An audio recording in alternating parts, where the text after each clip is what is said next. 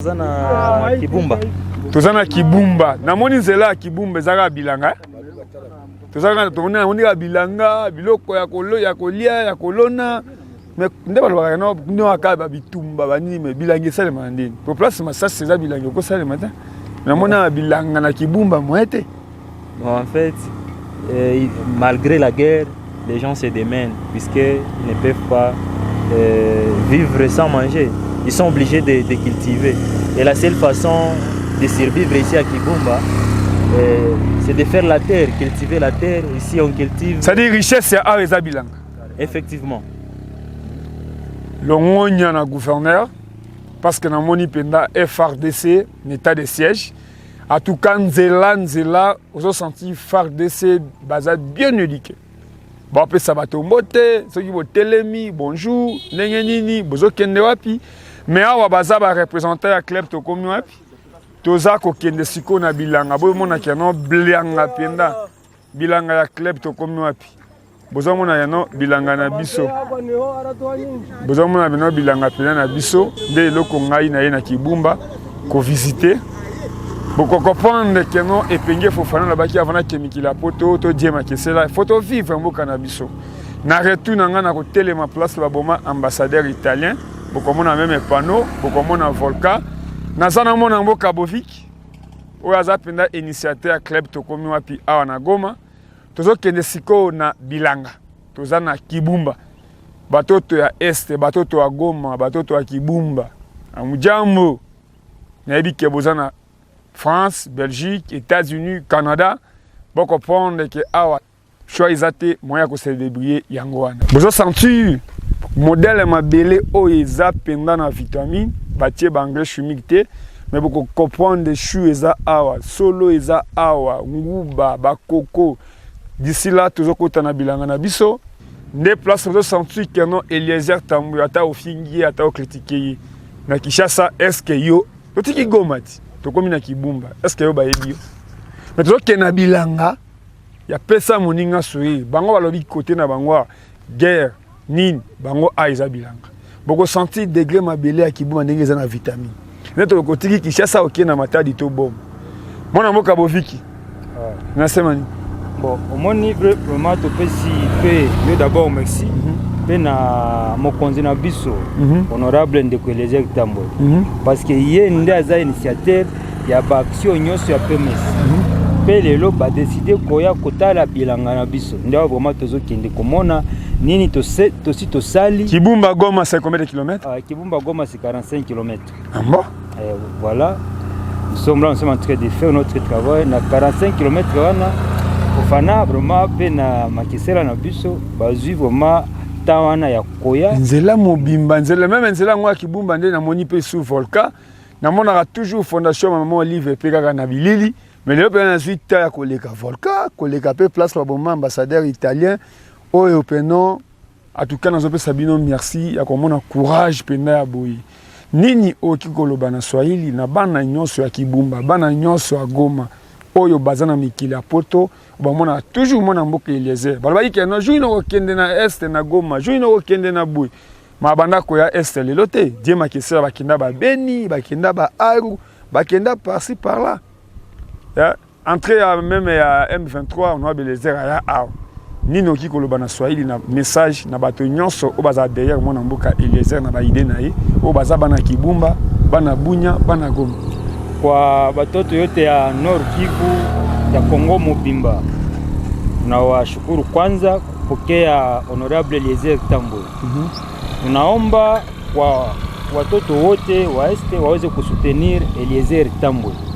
Wale ambao iko mikili ya poto, Mabulaya, kuna Kinshasa na hapa Kibumba na Goma tumuunge mkono kwa sababu tunakutana kama kuko difference entre yeye na bengine wa politicien. Utakutana politicien anajiborna anajifungia fasi moya, lakini avec ma initiative ya honorable Eliezer Tambwe voilà leo tunakuya ona shamba ambayo yeye mwenyewe alipanda na tunakuya angalia gisi shamba iko inaendelea.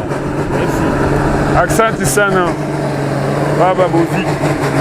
Lema tozokende tozomona mituka o nyonso ezomemaka biloko ya kolia ba tomate bashu. Maintenant tozo kende loyi ba mama bazwa ki liputa na bango.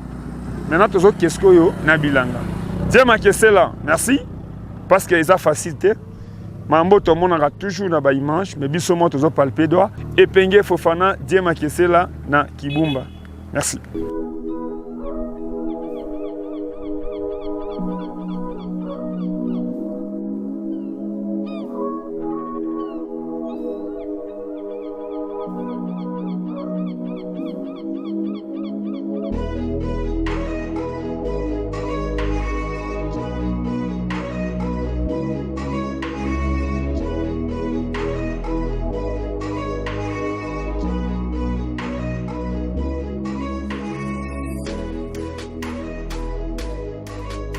Club tokomi wapi na niveau ya Goma na Kibumba ba jeune garçon bozomona oyo eza initiative na bango. C'est dit pona ko sala makambo malamu, ce n'est pas dit ka okoma na libandi. To okoma na suki apembe. Place au Kenya soko tali awa makese la pena yemo ko vivre. Soldats zaka na arme. La sona biso bazana respect na population na bango. Ngamoko na monyango. Pena lobina gouverneur Longonya. État de siège penda bato bazo boyango baza bandoki parce que bato ba yebi penda fallait état de siège ezaba maman o bazo lona awa maman bazo sa bilanga awa bino mona o bozo mona na eza sobeti eza penda ça dit masango makambo ko mema masango su na Congo ezata elo nezangi ke masango na tia Kibumba weke na Kinshasa masango ya Kibumba weke na tina Lubumbashi o tout bozo mona na masango bali banda kutu ko bandi ko buka déjà net ya kolia mais na yebite bande konanga non Eliezer ko critiquer ye to boite pona musala bo swana na Eliezer mais comment na non Eliezer na Kibumba Eliezer na Kibumba mais bino botela bilanga oyo pona oleisa toujours bana Congo po ezaka bato ya PMS nde ba bandoli ata ezaka pona bato club to komba bino bandoli ata ozomona. Ça dit, awa, toye pena na Kibumba, Goma, 40 km. Mais tu as la jeune oyo. Tant mona bango wa bazaba to Goma, ba mona pesi Longonya na honorable. De Patrick Munyomo. Ça dit, tu as zolo baboué. Comment on a âge naie, présence naie, sourire naie, façon d'être naie. Aza toujours calme. Na taliba panneau naie na Goma. Après si na CP na comment on a ba panneau. Ya ministre ya transport. Bozomona o abiso o azo représenter club to komi wapi awa mtao gérer bilanga o ye Miomba. Oui. Habari? Sawa vie. Nasema ni? Ni sawa, hakuna shida. Mimi natoka Kinshasa. Ndiyo, karibu sana. Accent? Ndiyo. Nasema ni? Ni bien, hakuna shida. Hapa niko wapi? Hapa tuko Kibumba. Mo. Okolo banini? Na komona modele mabele ya Congo. Mabele oyi. Aussi moi Kimbango akufela. Kapangala akufela. Lumumba akufela Congo. Musée Etienne Tshisekedi. Biso pe bilenge o tozondima kokenge la mabele na biso. Metango zomona moto azamona Kibumba, moto azamona Goma. Azo trahir mabele na ye. Okopesa bango conseil nini? Pona tali penda richesse to tozana ngokana mabele o. Tala bilanga o. Soko kena ba Chine ba komi makasi ka pona bilanga, pona agriculture. Mais quand tu vois net yawa, ba osana Congo. Mais si ça arrive que nous avons maintenant 15 tracteurs ici, ça va faire quelque chose. Oui, oui. Okolo ba nini na bana nyonso ya Kibumba, o bazana États-Unis, o bazana France, o bazana ba pays nyonso bazana makoki ya kosomba bino net bino même tracteur. Na Congo bo sa musala o. Si besoin na tracteur moko, et vous avez des dégâts. Même les politiciens na bino bazana gouvernement. Oui. Comment on a effort bozo sala ya boy. Courage ya boy. Mais na maboko. Na maboko pamba. Sema. To sala ngona maboko pamba mais soki tomoni tracteur komi awa en tout cas toko sepela. Puisque ba Congo tozo sombango mais dans un mois et sili déjà. Huyu mwenye iko na kama nazarau anazarau hii nani budongo ya mulimu. Haiko mtu ya Congo ule. Il faut si wote tunakufia hii budongo. Yo sala nga passe. Toyebaka kala pomo na politicien foka suki ya pembe libandi libumu boyi. Moi, lobby, moi, jeune, le Bovi qui peut être ministre, ça ne dérange pas. Tout le monde est baili na bino agoma. Nini yoroki koloba na bato nyonso o bazana makoki penda. Parce que bilanga basara na maboko te, basara bilanga na ba tracteur, so ke na ba Chine na ba Japon na eza ba place na tracteur et ko sala musala au sakanati. Si y a même pour louer on dit que non après 1 heure du temps na ko louer tracteur pour na peut-être $300 mais ko sala nga musala. Na moni na goma bandako ba flat na ndengo au sakanati. Mais pourquoi na bilanga na moi da tracteur mon côté? Pourquoi? Hakuna kibumba tumikisha keili. Na kibumba mobimba. Mobimba nyoso. Tracteur ezate. Ezate. Mais na moni mituka ba tomate, neti mituka wana bilo kaya kolia. Ebimi ruchuru. Amo? Sinzelo ekenda ti ruchuru. Awa toza deja na ndela ya konde ruchuru. Awa toza na suka ya territoire ya Nyiragongo, pesi makuna ya ruchuru. Amo? Watoto ya Goma. Watu mingi wako nasikia Eliezer Tambwe. Eliezer Tambwe ni nani? Maintenant, tunapenda kuonyesha kwamba maevre za Eliezer Tambwe zenye kuna exercer mu province ya Nord Kivu. En tant qu'élu de Kinshasa, il faut se poser maintenant la question. Si c'était un élu nécessairement de Nord Kivu, angilifanya nini juu yetu? Normalement, mnaona pa tuko ni shamba initiative ya Eliezer Tambwe Poche. Tuko na shamba 3 shamba zinziko hapa. Hii ni shamba ya kwanza, shamba ya pili iko de l'autre côté, shamba ya tatu iko pale wana pompe. Na tutafika tutabaonesha. D'ici là, tutabaonesha combien de fois que tutaenda mbali. Tuko tunaomba bakubwa wa province batusaidie na ma initiative zenye Eliezer wanafanya tupate matrakter. Tukapata na trakter 2-3. Tunaweza arroser Goma mzima, tunaweza arroser Kine, Beke, Bukavu. Bukavu kuna makaransa ya chakula. Chakula Bukavu natoka hapa Goma. Hii ya kulima na mikono. Ndio nurire Bukavu. Sadi biloko bino bozolona na kibumba hawa. Ndezole sabato ya Bukavu. Ya Bukavu. Koko pana toloba. Kwa Swahili bien. Si pomme de terre eza la Kinshasa. Et utakaona kibumba. Même Madesu. Même Madesu. Madesu eza ya Goma eza ya Goma. Vraiment Madesu de Madesu. Eza wa kibumba. Place otoza. Place otoza là. Sadi bato tu batera Madesu na Zigida. Na Kinshasa na Funa.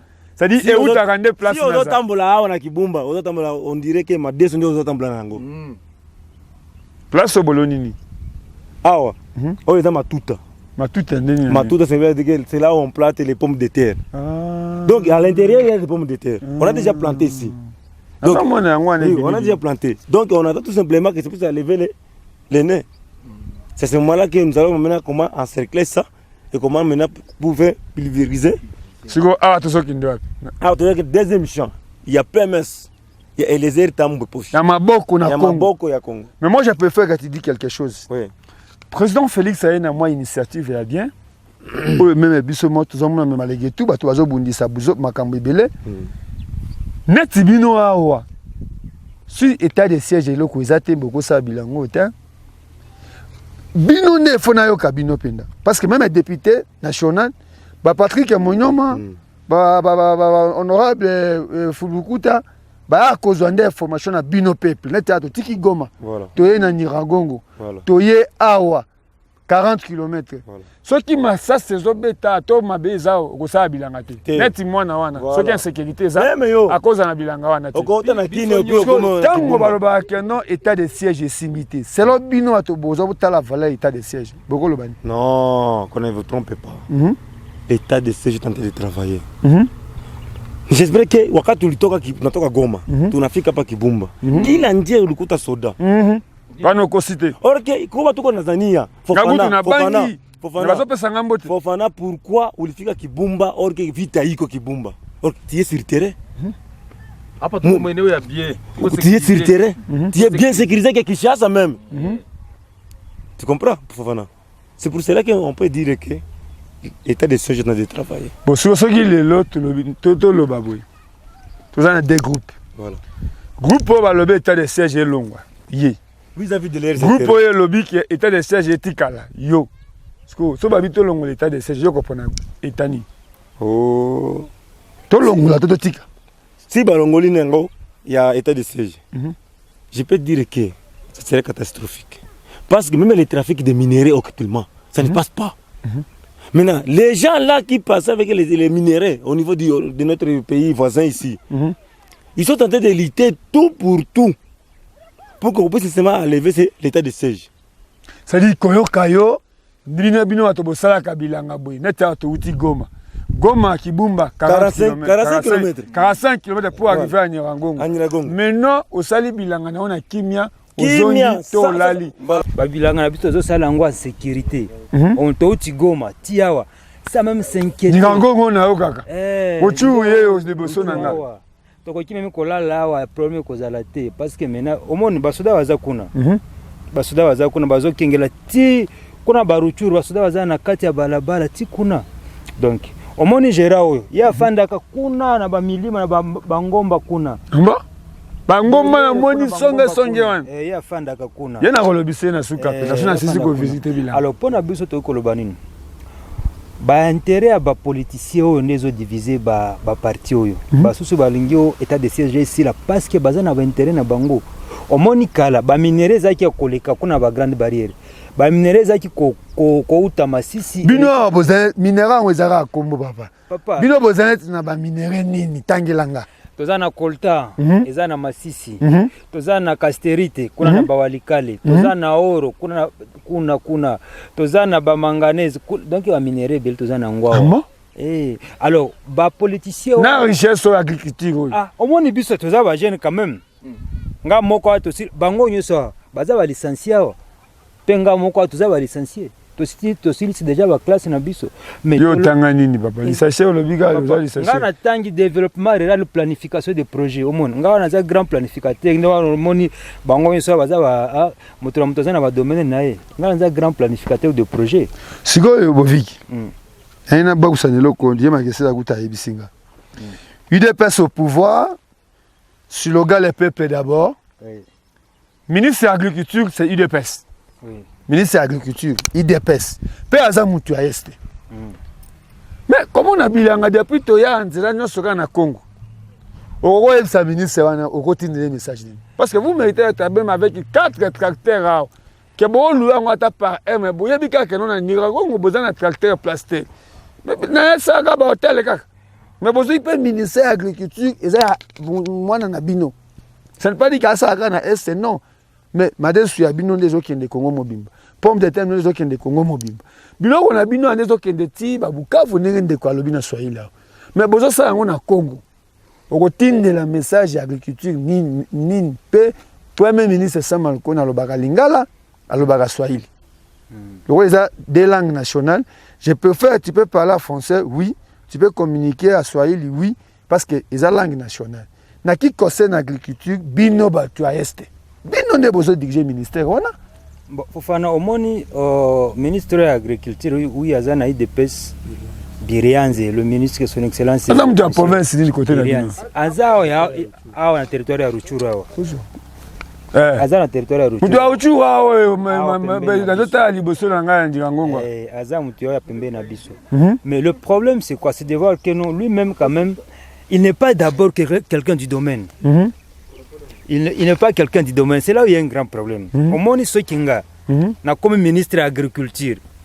Ba initiative na nga nyose kozala na kati ya agriculture parce que yaza ministre de l'agriculture mais yaza na kati ya azo a maîtriser te ba biloko biso to sala wana ndeza problème alors bovigizila zalaka wana papa de parmi biloko to lobaka na Kinshasa soki moto aza handicap soki na liso akomisa yango métier ya kosenga botala ndeko na biso to zaki na yelobi na manifestation ya ba mama. Mais à lobby à côté kalate. Botala etana ebino ba moni mabulo ezao. Bato ya normal bazo koya. Mais ndeko oyo azo sala bilangao ya koleisa bato. Mais zo sala nga pasi. Ministère des Affaires sociales. Ministère vivant avec les handicaps. Na wanet na este. Ba yebi yangote. Ye mo rutu ministre ba yebi ete. Ndeko nanga. Président Félix président Bolingi na moni ba panneau par-ci par-là. Aya apesi bino ministère mobimba. Bino na Goma eske bosata kango? Bon, kitu ya kwanza nitaweza kusema c'est comme si ministère batupatia ku niveau national ilikuwa flatterie. Bakia kutuflatter si handicapé. Juu tu sentir kana shie tuko na tunajulikana. Oro ndio balikia njoo kutumaliza kutua parce que Unakuta tunafanya kitu saa hiki tunalima, lakini kwa mwisho ministeri haikutufanyizia hata kitu kimoja, hata kitu. Ndio tunakuwa ona kama ile ministeri yenye balitupatia haitufalia kitu.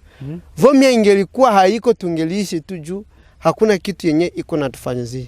Mebangeli tufanyizia ku niveau provincial banafanya ma division za ba personnes avec handicap.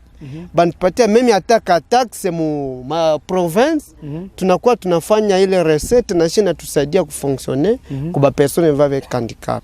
Na ndio unaona leo mu ma province za mingi mandicité haishi. Tunakuwa kutana shie pali tuendelee kuwa na lomba tunafanya kitu yetu sagisi hivi. Unaona hii shamba yetu iko hapa, njoo maana unaona tuko tunalima, bandugu yetu wanakuwa natusaidia vile kwenye hatutaweza, bao njoo banatusaidia sasa. Na njoo maana unaona mimi nafika hapa nibaoneshe hii shamba yetu na kazi yenyewe tuko tunatumika hapa kwetu province ya Nord Kivu. Accent menayoki muke Diema Kisila alobi kan le kotroba na Kinshasa papa ministère angoyo ezala ya otonisaka ba papier toka kombo to ndingi nini province na bango a basataka ngote baebi ngote sadi bango bato azo vivre na handicap baza batoka ya kosenga batoka ya kotamula na babalabala soki bazwe mataki ya bato oyo bakongola kata ticket ya pamba bako vivre bino mo botala ba condition moto azo vivre. Mais gouvernement congolais, président Félix Azama Beta, appelle si bango ministère mobimba. Mais premier ministre, tambola rapeti. To blague to premier ministre moko ya jeune, ako tambola, mais ça pas si. Ba ministre na ba tambola rate. Aussi ministre de santé, kutu bosana nao. Zona tibato bazana place o, bazo so hôpital na Kibumba awa, na Nirangongo awa, bazana hôpital ni. Bazo viveka na Bukoko kaka. C'est ba docteur Kabega Kaba, l'équipe mata qui concerne l'état. Awa ndeto na Diema Kisila so yaka ta eloko ezio ba kozwaka kasa nde ba kosalela yo. So otali ministre de l'agriculture, aujourd'hui na place okola neti ba Nirangongo boyi. Ba Kibumba, nde place ministre de l'agriculture aya kotala modèle biloko ezolona na Congo. Ezo sala mawa UDPS au pouvoir, ministère de l'agriculture na maboko na bino, mais ministre mwimba atamola kata. Babi mutu yawa afasi na nga awa. Vaze ya Nirangongo. Mais ezo sala pasi tota no bilanga. Bino mona ita mutu azaleli. Bino pe handicapé ya Kinshasa to ya ba province musu botelema. Botala moninga. Nanzete na ye me aye bilanga 45 km. Alors bande konanga bomoni awa déjà eza na première bilanga ya PMS awa. Oyo eza vraiment bilanga déjà to sito to semer ba pomme de terre na biso. Na kati ya ba pomme de terre awa to zwa ki au moins 4 sacs comme semence. Na semence on a ce qui te produit donc qui cause même 20 poches ou 20 sacs ya pomme de terre. To zui ba semence améliorée to benga kana na le potager français. Et ça ba semence oyo donaka beaucoup plus productivité par rapport ya ba semence oyo local. Alors, c'est ça que nous sommes en train de faire ici et cela va nous permettre de produire beaucoup plus par rapport à ce que nous avons semé. C'est pourquoi vous êtes en train de voir ici, nous sommes en train de sillonner dans notre champ et de voir ce que nous allons produire après.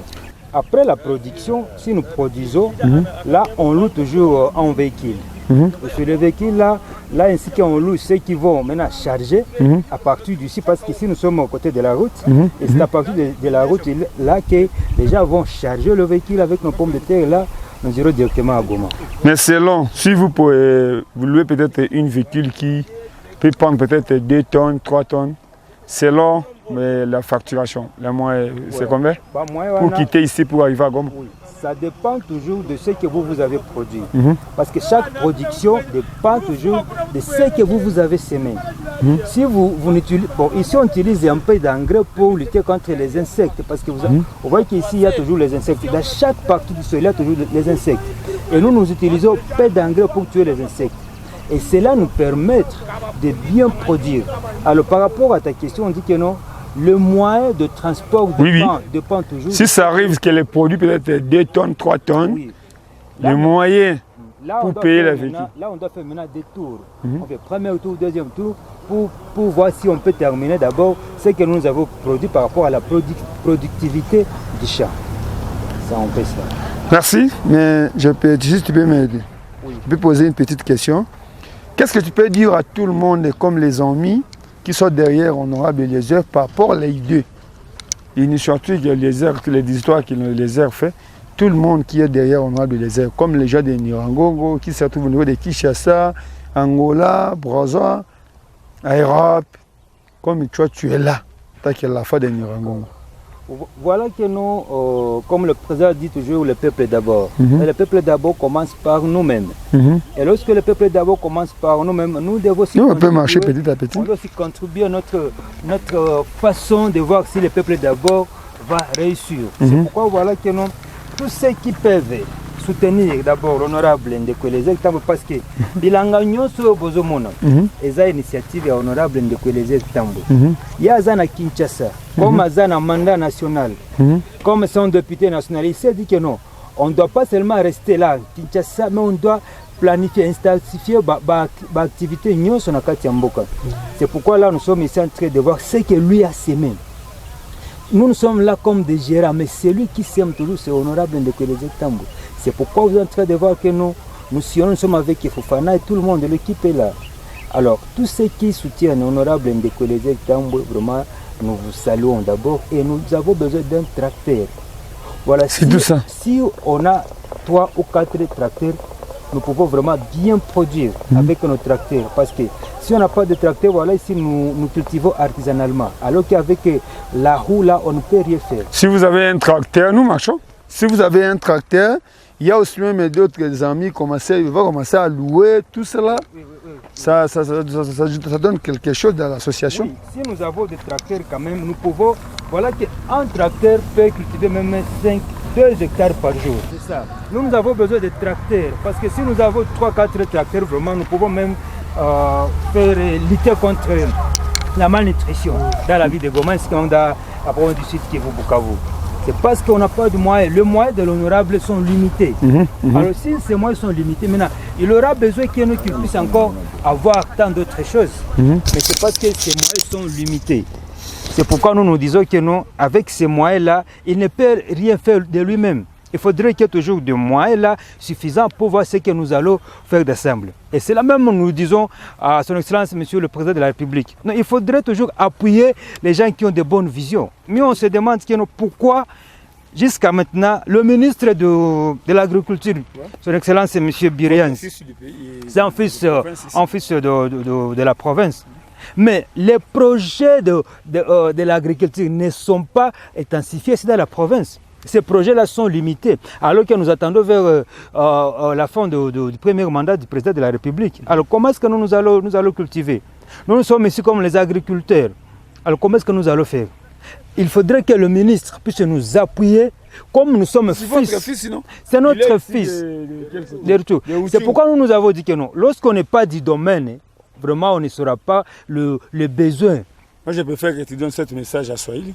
Bon, kama mutu haiko mu domaine ya agriculture, soit ya développement rural. Si mutu azana domaine wana te, eza mabebo pesa yango neti mukazana asana aza pharmacien te mais mino botia te kana pharmacie. C'est ça le problème. Mutu asana médecine te, bokomisie ministre ya santé. Mutu asana agriculture te, asana peut-être qui concerne l'élevage te, aussi domaine élevage ya bopesi. C'est ça non? Non. Wana c'est un grand problème parce que le ministre lui-même il n'est pas du domaine. C'est pourquoi il est en train de faire des choses comme s'il ne veut pas, parce que lui ne veut pas se mettre. Bon, Ayaka qui seulement une seule fois, il était ici une seule fois, il était directement à Rutshuru, et maintenant c'était bien, mais il avait seulement des projets, mais les projets non exécutés, c'est là où nous avons le problème. Lui il a des projets sur papier, alors que les gens ici à Kibumba, même à Rutshuru, attendent toujours le projet, mais les projets ne sont pas exécutés. En tout cas, Mamotolo Barana Kinshasa, surtout à député national, il faut respecter le petit peuple. C'est pas comme député, aux Okosa, aux Opona Mona Baelimingi et surtout à Est. Bon, n'importe quoi. Bolobi, état de siège des Amabé. Le bota vient moins nous. Na bilanga maman atikiye, na kutie penda awa. Awa boy. Na loso na ye. So qui a état de siège des Amabé. Ceux qui ont état de 16, ça c'est bêta. Moi, nous avons aussi carré. C'est du temps que nous avons vacances parlementaires. faut boya kapena babilanga boye boya koyi moyo kapenda bango boye nde ba pesa bine information o koto azo pesa moto c'est ça tout le ba Congo profond papa nanga yo mutu zana ba mama na bilanga a état de siège c'est loyo malamu to mabi malamu so nini okoba na mokonzi ya mboka po eza na badepute na bino ya este bazoloba keno état de siège elongwa te vraiment ezosécurize biso okoyebisa président azala na courage ya kosécurize biso c'est-à-dire état de siège etikala ti ata mandat na ye ekosila me totikala kaka na état de siège même likanisi ya kotia penda état major penda armée na biso ya Congo ezala na Goma mabe te likanisi wana eza bien elongwa Kinshasa bainstalle yango awa en tout cas tokosepela ça va tovisite toujours bilanga na biso merci esali ngai esengo mama nasepeli namoni bino mpo na nga vraiment nazoyebisa d'abord mama Denise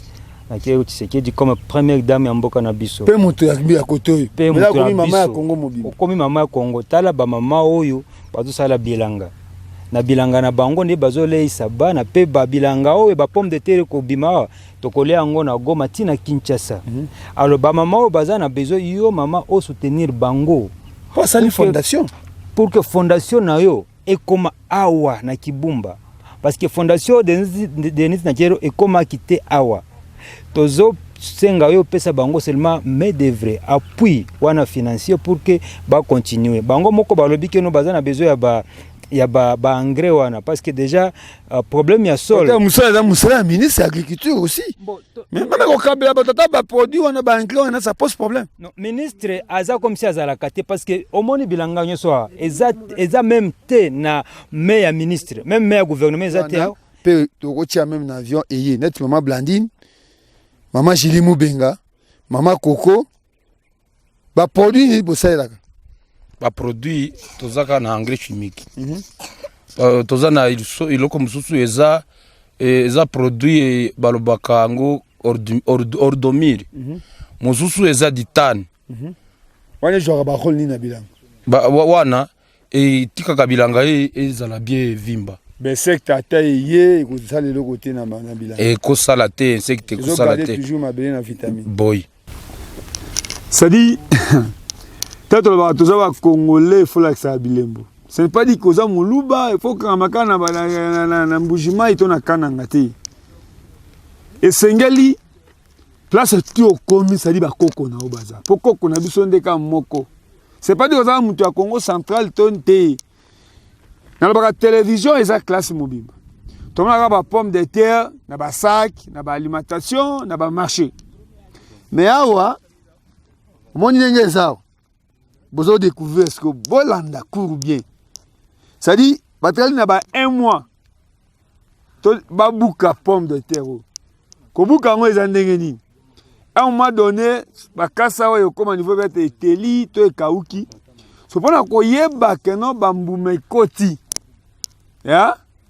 Diema ke ça appelle lekeli. Azomona ngo ko ndenda. Ondie soki nde do ba pomme de terre yango. Ça dit, ceux qui au picoli yango, nde bambumani za na sia mabele. Besoin d'exercice nanga. So na micho yo musala basala kiza ko pikola ba matiti nyonso nde ba mama na bazo sala. Bozo mon, bazo sala boy. Tu vois? Bazo longa ba matiti neti oyo boy. Bozo mon. Bazo longolango. Maintenant bazo sala mabele neti onengeza boy. Bazo protéger yango. Bozo mon. Bazo ranger yango. C'est ça la traité. Après, ils en ont kisi oba sopaka. Oba sopaka. Vous savez, ça dit, c'est ne pas dit que outil ceux qui wa puis ceux qui wa. Ceux qui appellent Congolais, il faut ba munene amboka nao. Yangolo boko za likanisa comme président, comme boybe. Et c'est là ba mabeleti. Ya? Oh nyinga ngongo, oh boye to wa ngotango volke to kaka. Ngaye onayawa. Vous savez, c'est ça. Na personne exercice hein. Ton devoir, nous avons pratique aussi pratique, qui est la théorie. Si on pose la théorie, nango, bon moi une étape de ballon dans la pomme de terre. Tout le monde une étape on a déjà ébimi. Tout le monde un niveau de maman na bazo sala. Ça dit tant aussi si ko longola mabele, mais ba mama titi ya mike, vous au sali mabele boy. ozomona mais oyo il faut elongwa c'est-à-dire ye il faut vivre kana mabele après ozwi mabele oyo obongisi ye ofandika na Kinshasa na plateau otie climatiseur mais après olingi mwasi alamela o pomme de terre na Kinshasa ozomona devoir oyo eza na minute oyo baosango na maboko nde batonga ndako briki moko après ndako ekomi kitoko mais soki euti kaka na loboko moko awa nazopesa théorie na pratique ozomona oyo il faut elongwa oyo nyonso faut elongwa naosala mambo mpo naza villageois neti ndenge tomoni wana ti bafleur neti bowa batomate boye eza basigne nini wana bainsecte déjà ezali maintenant il faut kopompe mai wana topompe yango après insecte ebima bakasa sikoyo eboti egarde toujours ka couleur sécurité nango. Merci télévision eza radio te bozomona maintenant il faut kopompe asiko eta o nyonso nde mosala ndeko azosala bozomona nde bandidi bazopumba kopumba wana eza kokufa mbala moko parce que mai oyo ebomaka bango bozomona c'est-à-dire tolobaka toujours na zigida okosepela na pomme de terre mais toye na nyirangongo mpo na volka te toye kotalisa bino comment botala ndenge bazopumba c'est-à-dire eza kisi sikoyo ozopompe mais awa eza mpona kosangisa kisi wana ezala mai ya pamba te ozomona ezala mai ya pamba te yango tolobaka télévision eza radio te toza na nyirangongo toza na bilanga soki otali kote kuna omona nde no kongo esali mosala nango baloni mais différence ezaka touti kuna na pomme de terre toye awa madesu oke kuna omoni ke masangu oye awa pomme de terre soko baluki so omona no kote ke pomme de terre ekomi na niveau ya kobuka yango naka kokomi siko na etape ya kisi mpo omona pomme de terre ebima c'est-à-dire il faut oleka na baentretien o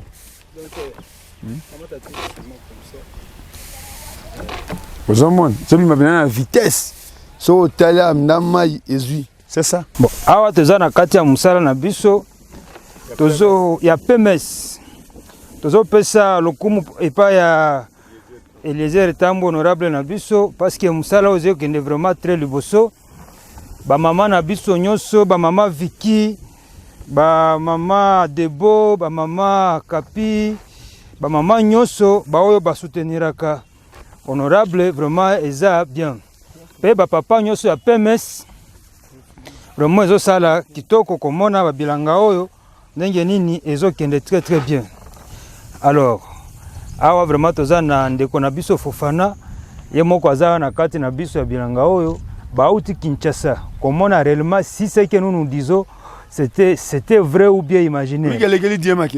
Alors pomme de terre bima.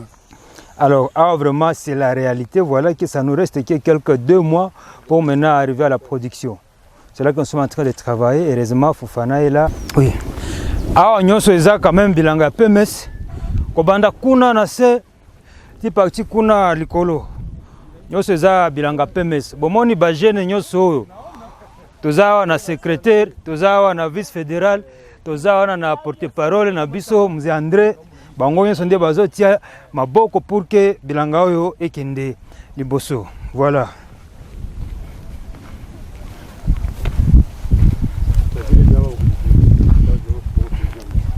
Bah.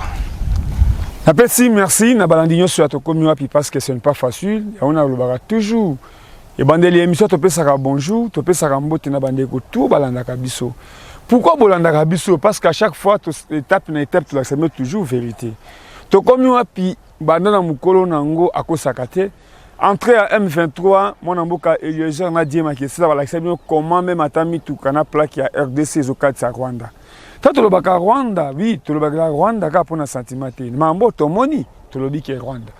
Mais oh asale le côté to bi et le côté. Netinga awa na yependa awa. En tout cas, na yeko koma tina banyirangongo boye za facilité. Image bino mabo komona nzela eta ezaleli. Mais na ye awa kotela bilanga.